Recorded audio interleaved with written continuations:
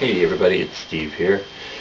Um, this is probably gonna be a quick vlog, because I can't sit for too long, because once again, I have fucked my back up. Now, I've mentioned before that I've got a bad back. I've thrown it out several times. This is different. A, it's not as bad as previous times.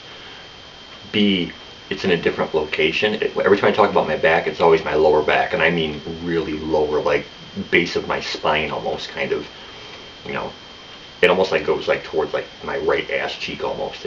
The pain starts at like my spine and goes down. This is upper. This is like up in here.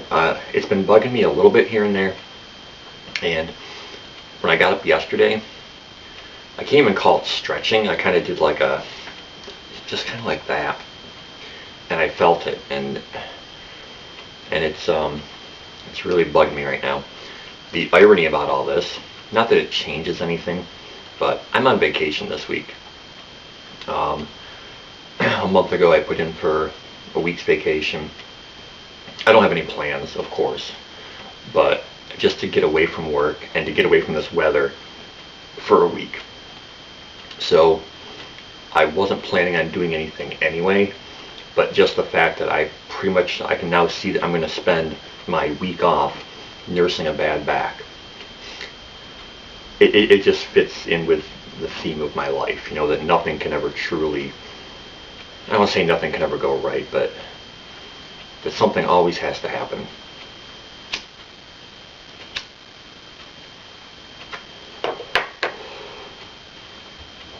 So there's that. So I'm going to keep this probably quick. And I'm probably just gonna, I don't know what I'm probably just gonna play some games like always. Laying down, of course. The thing is, when I play video games, I'm laying down 99.9% of the time because of the three, standing, sitting, and laying. The worst for my back is sitting. I can't sit for too long or it really starts to hurt. So standing and laying are the best. When I play games, I'm laying down. The majority of my videos that I've uploaded while I'm playing those games, I'm laying down like a lazy bum.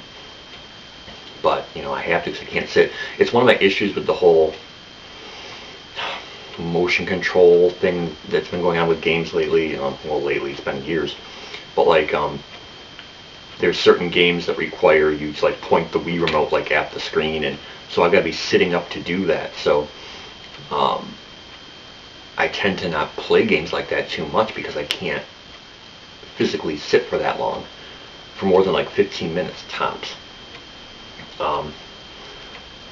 So yeah, if I can't play a game laying down, I tend not to play it, which is frustrating because there's some good ones.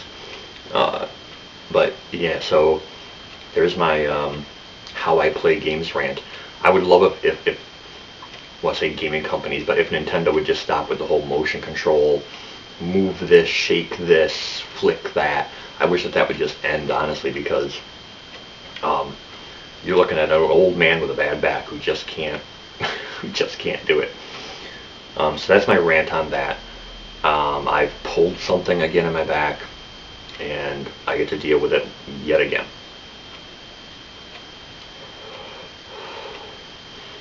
The other thing that I had in mind to talk about is that about my car. Someone decided the other night that they were going to break into my car. Now, let me preface this by saying that I use the phrase break in very loosely, because you don't have to actually break into my car to get into it. None of the doors close. 3 of the 4 are tied shut with extension cords. This is my life. And the other one the driver's side door doesn't close either, but I had it fixed a couple years back so that it now closes, but it doesn't open, if all that makes any sense. It doesn't open from the inside. I've got to roll the window down and reach out to open my door to get out. So basically, if there ever comes a point when my window doesn't go down, I'm basically stuck in my car. That's really what it's come to. But anyway, so that's my prelude to this story.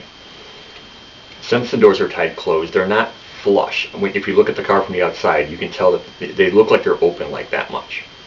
So I'm sure that that's very tempting to would-be thieves. Here's my thing. Do you really think I've got anything of value in that car? Do you really think I'm going to keep anything valuable in that car with doors that don't close, don't lock, that anyone can just go in as they please?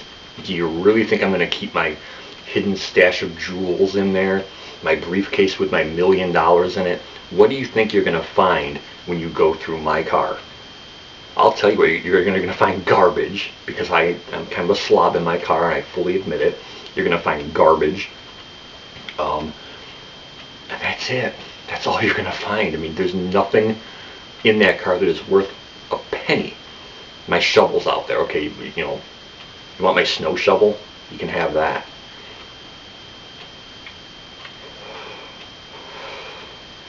So I get downstairs in the morning, I'm going to work, and I notice that my driver's side door isn't closed all the way. My first thought is, oh great, the door's broken again or whatever. But I get inside, my glove box is open, everything that's in it is kind of dumped out onto my passenger seat. Further investigation, you can see that they tried to open the other doors, because all the handles are, if you pull on the handles on the doors that are tied closed, they'll stay up. So they're all up. And it has now become evident to me that somebody that night was in my fucking car going through, I would say, my stuff, but there's no stuff to go through. Again, I don't know what you think you're looking for. So nothing was taken. There was nothing to take. Nothing was damaged. But it's just the principle. And if I were to list my biggest things that piss me off, in the top 3, if not top 2, is theft. We all work and bust our asses to earn the money to buy certain things, and then some spineless piece of shit comes along and thinks that they can just take it for free. I've had previous cars broken into. There was someone who actually tried to steal the car. They ripped open the steering column. This is my previous car. They were trying to hotwire it or something. What gives you the right to do that? What gives anyone that with some ridiculous sense of self-entitlement the right to do that to somebody else's property? So it just kind of creeps me out that somebody was, as I'm driving into work, I'm sitting in that seat like somebody last night was sitting here. Somebody who did not belong here was sitting in the seat where I am right now. It's outrageous. It's so outrageous to me that somebody thinks that they can just take something that doesn't belong to them, or attempt to. And so I try to make light of it. I'm like, oh, somebody broke into my car, but they didn't actually break in. I mean, the doors are wide open. Anyone's free to just open them up. So what would you call that? I didn't call the cops or anything, because nothing was taken, nothing was damaged. I probably still should have, just to have some kind of report on hand of suspicious activity in the area. But so I use the phrase breaking and entering very loosely, because there was no breaking involved. So what would you call that? Is that still breaking and entering, even if you don't break something? What would that be? Unlawful entry? I guess you could call it that. So, so it's easy for me to say on one hand, well, no harm done, because nothing happened. Nothing was taken or damaged. But on the other hand, I say, well, no, it doesn't make it right. It doesn't make it okay. So there's that. And I've sunk a lot of money into that car, and I'm in debt so deep in repair bills with that car. And it's still not right. The check engine light's on again. My old friend, the check engine light, that's back on again. Fuck that light. Fuck that light. That light never comes on for anything important. It comes on for the stupidest little things. I've had major things go wrong with that car. That light never came on. But these little, it's a sensor. It's always like a sensor or something. Oh, it'll come on for that though. I don't know.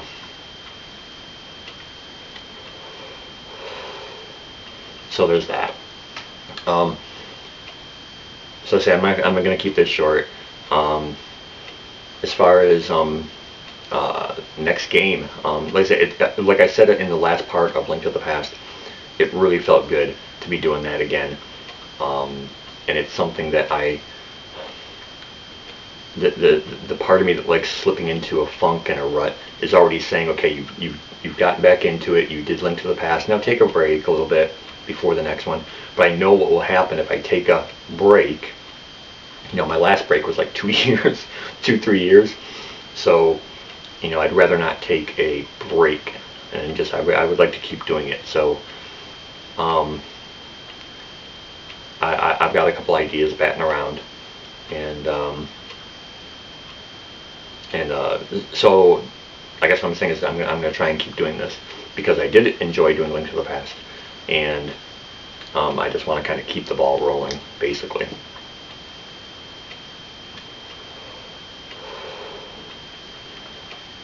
It helps my back to stay somewhat active. You're walking a fine line between resting my back and staying somewhat active, so that you don't get stiff, you know. So I did go out, I got some coffee, just to keep it moving. I'm popping a leaf like crazy, even though it says don't take more than like 2 in a 24-hour period. Well, please, I've taken a lot more than that. Those are just always like guidelines, though, because somebody out there, probably like a 1 in a million case, you know, had some reaction or something horrible happened to them because they took more than 2, so they got to put it on the bottle, you know. And that's really it. I mean, the past few days I really haven't gone out for much of anything. Wow. Well, okay, but is there anything more like embarrassing than buying freaking like jerk off lube? I mean, could that be any more of an embarrassing experience to have to do? You know, there are those who would say, oh, you just use hand lotion, whatever. Well, yeah, but that dries out pretty fast. So anyway, why am I even talking about this? Especially when it's like a female cashier.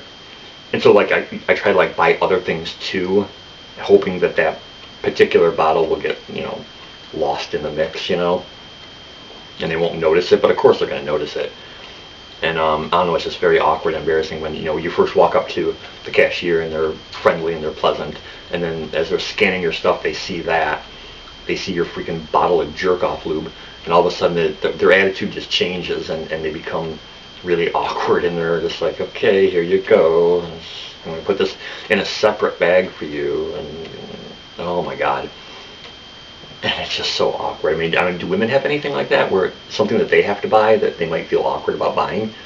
I don't know. You know, for us, it's condoms and lube, you know. Ridiculous. Okay. I guess that's all I've got, because you know, when you start talking about freaking jerk off lube, that you've come to the end of the video and you've got nothing left to talk about. So I guess that means that I'm done. I'll see you around for whatever game I do next. Like I said, I've got a couple ideas. And I'm probably going to get that going at some point this week, because I'm off of work and I've got the time. And I'm just going to be laying here with, you know, they say to ice and heat your back and forth. Do ice, then hot, then cold, hot, then cold. So I'm just going to be laying here with ice and heat pack strapped to my back, probably for the rest of the week. So there's no excuse why I can't get a game recorded. So I will do that, and I will see you around for that. That's all I got. Oscar's still doing good. He's up in his little window perch, because this is probably the brightest video from me in a while, because it's like 10 in the morning, and there's actually some light in this room. But anyway, everyone take it easy. Have a good day, and I will see you for whatever I do next, even though up here I already know, but I'll see you for that. Peace.